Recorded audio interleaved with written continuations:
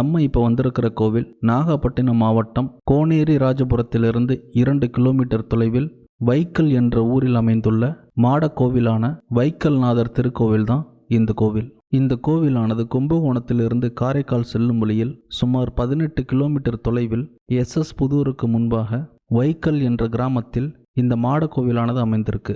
இங்குள்ள மூலவர் பேரு வைக்கல்நாதர் செண்பகரண்ணேஸ்வரர் என்ற திருப்பெயரால் அழைக்கப்படுறாரு. இங்குள்ள தாயார் பேரு சாகா கோமலவள்ளி. இங்குள்ள தீர்த்தம் செண்பக தீர்த்தம், தல விருட்சம் செண்பக மரம். இங்குள்ள மூலவர் சுயம்புவாக தோன்றியவர். 274 சிவாலயத்துல இது 96வது தேவார பாடல் பெற்ற ஸ்தலமாகும். இந்த கோவிலானது காவேரி தென்கரை தலத்துல 33வது ஸ்தலமாக அமைப்பட்டிருக்கு.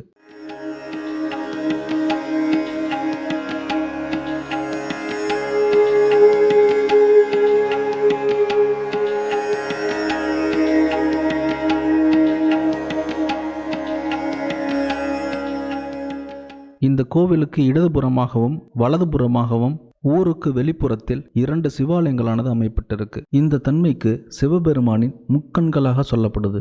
இந்த வைக்கல் கிராமத்தில் மட்டும் 3 சிவாலயங்களானது அமைந்திருக்கு. இந்த வைக்கல்நாதர் திருக்கோவிலுக்கு வலது கண்ணாக விஷாலாட்சி உடனாகிய விஸ்வநாதர் திருக்கோவிலும், இடது கண்ணாக பெரிய நாயகி உடனாகிய பிரம்மபுரீஸ்வரர் சிவாலயமும், நெற்றிக்கண்ணாக கொம்பியல் கோதை உடனாகிய வைக்கல்நாதர் திருக்கோவிலானது அமைப்பட்டிருக்கு. இந்த 3 கோவில்களும் சிவபெருமானின் முக்கண்களாக இந்த வைக்கல் கிராமத்தில் அமைப்பட்டிருக்கு. வைக்கல் என்ற சொல்லுக்கு அதிகாலை மற்றும் வைகறை பொழுது என பொருளாகுது.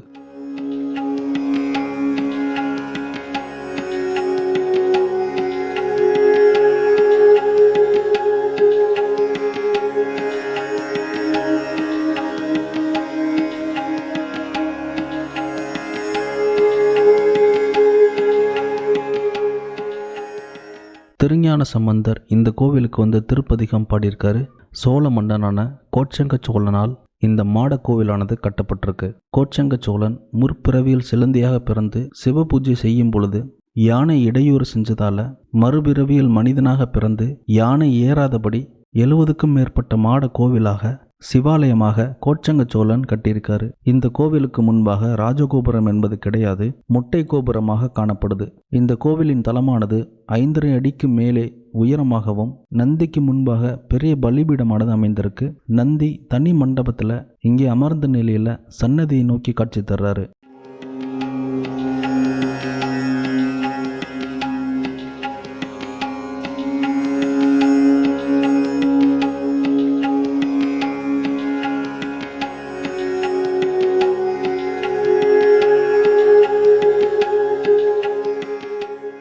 இங்குள்ள வைக்கல்நாதரை வழிபடுவதற்கு தெற்கிலிருந்து வடக்கு முகமாக 7 படிக்கட்டுகள் ஏறி சுவாமி சன்னதிக்கு பயணிக்கணும். இந்த வைக்கல்நாதர் சிவபெருமானின் நெற்றிக்கண்ணாக இருக்கிறதுனால மனிதனுடைய குண்டலினி சக்தியானது 7 சக்கரங்களை கடந்து நெற்றிக்கண்ணில் குண்டலினி சக்தி நிலைநிறுத்தும் தன்மையாக மனிதனுள் இயங்கும். ஒவ்வொரு சக்கரத்தின் அடையாளமாக அந்த 7 சக்கரங்களும் சக்தி நிலையுடன் தெற்கிலிருந்து வடக்கு முகமாக 7 படிக்கட்டுகளாக படியேறி இங்குள்ள சுவாமியை வழிபடும் தன்மையாக அமைக்கப்பட்டிருக்கு. இங்கு சிவன் சன்னதிக்கு தெற்கு புறத்தில் கொம்பியல் கோதையின் அம்மன் சன்னதியானது அமைந்திருக்கு. இங்குள்ள அம்மன் திருமண கோலத்தோட கிழக்கு நோக்கி நம்மளுக்கு காட்சி தர்றாங்க.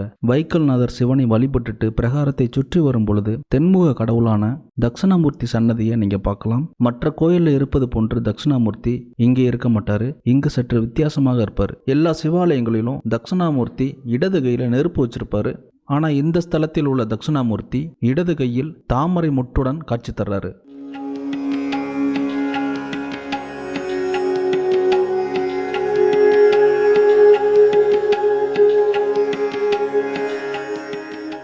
முன்னொரு காலத்தில் பூமாதேவி திருமாலை திருமணம் செய்வதற்கு விரும்பியிருக்காங்க. அதனால திருமால் பூமாதேவியின் விருப்பத்திற்கு ஏற்றவாறு பூமாதேவியை திருமணம் செஞ்சிருக்காரு. இதனால் திருமால் மேல ஸ்ரீதேவிக்கு கோபம் ஏற்பட்டது. அதனால் திருமால் மீண்டும் பூமாதேவியுடன் ஸ்ரீதேவி அடைவதற்கு இங்குள்ள சிவபெருமானை தவமிருந்து வழிபட்டிருக்காரு. இப்போ இந்த பூமாதேவியாக அடையாளப்படுத்தப்பட்டிருப்பது மனிதனுடைய குண்டலினி சக்தி. இந்த குண்டலினி சக்தியை மேல் நோக்கி எழுப்புவதற்கு இறைவனால் ஞானமானது ஒரு மனிதனுக்கு அருளப்படணும். அதனாலதான் திருமால் ஞானம் மற்றும் சக்தியின் வடிவமாக பூமாதேவியை திருமணம் செய்ததாக அடையாளப்படுத்தப்பட்டிருக்கு. செய்யப்பட்டிருக்கு. அதுக்கப்புறம் பூமாதேவியுடன் குண்டலினி சக்தியை மேல் நோக்கி எழுப்பி சிவபெருமானின் நெற்றிக்கண்ணாக திருமால் சக்தி வடிவத்துடன் ஸ்ரீதேவியை அடைந்த தன்மையாக இங்கே விளக்கப்பட்டிருக்கு. அப்படிப்பட்ட நிலையில்தான் ஸ்ரீதேவி மற்றும் பூமாதேவியுடன் தனி சன்னதியிலிருந்து திருமால் காட்சி தர்றாரு. இவர்களுக்கு அருகிலேயே கஜலட்சுமி சன்னதியும் அமைந்திருக்கு.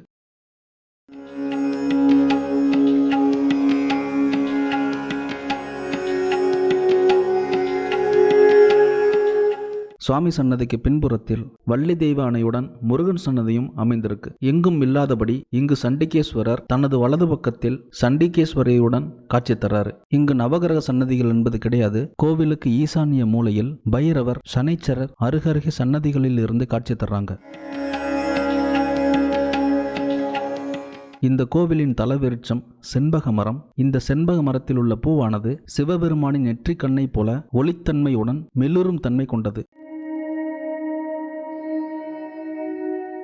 இந்த வைக்கல் திருக்கோவிலானது சிவபெருமானின் நெற்றிக்கண்ணாக இருக்கிறதுனால அனைவரும் வந்து வழிபடக்கூடிய ஒரு முக்கியமான ஸ்தலமாக அமையப்பட்டிருக்கு. இந்த வைக்கல் ஸ்தலத்துக்கு 2 கிலோமீட்டர் தொலைவில் கோனேரி ராஜபுரத்தில் நடராஜர் சிவாலயமானது அமைந்திருக்கு. இந்த கோவிலை பற்றின நிறைய விஷயத்தை உங்ககிட்ட நான் பகிர்ந்துக்கிட்டேன்னு நான் நினைக்கிறேன். இந்த கோவில் நடை திறந்திருக்கும் நேரம் காலை 7 மணிலிருந்து 12 மணி வரைக்கும், மாலை 4 முதல் 8 மணி வரைக்கும் நடை திறந்திருக்கும். கும்பகோணத்திலிருந்து காரைக்கால் செல்லும் வழியில் SS புதூருக்கு முன்பாக வலதுபுறத்தில் 2 கிலோமீட்டர் தொலைவில் இவ்வாலயமானது அமைந்திருக்கு. மீண்டும் உங்களை நான் வேறொரு ஆலயத்தில் சந்திக்கிறேன். நன்றி, வணக்கம்.